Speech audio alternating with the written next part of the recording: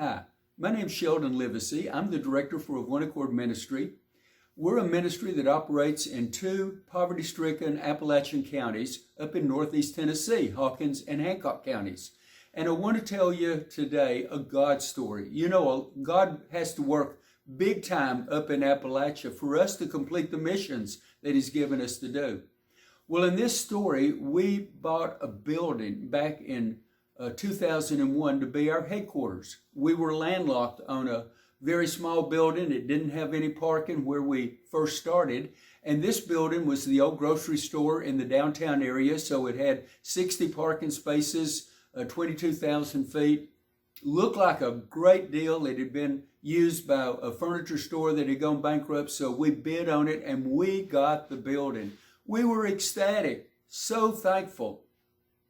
Well, we used a forklift and we unloaded and loaded trucks with it at the old building. And we decided one day that we were going to bring it over and bring it into the new building where we were going to unload food and take it in and out. And that was going to be our food pantry.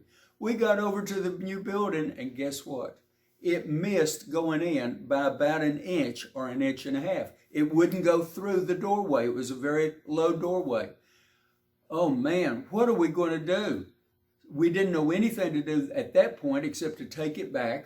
We did the move, but we had to bring the forklift a couple of blocks to the new location every time we unloaded something.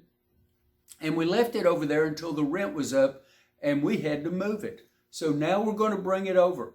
And it would have had to stay outside during, all the time. And that's not good on a mechanical vehicle like a forklift. And besides, there's vandalism possibilities and things like that. So we got to the new building and we just prayed as hard as we could. God, you've got to do something.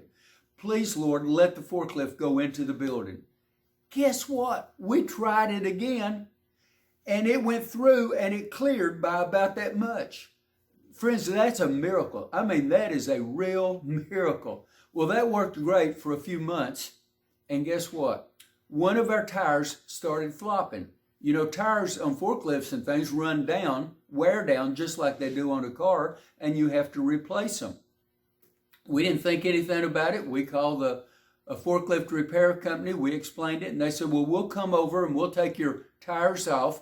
We'll take them to our company, and we press off the old rubber, and we put on new rubber.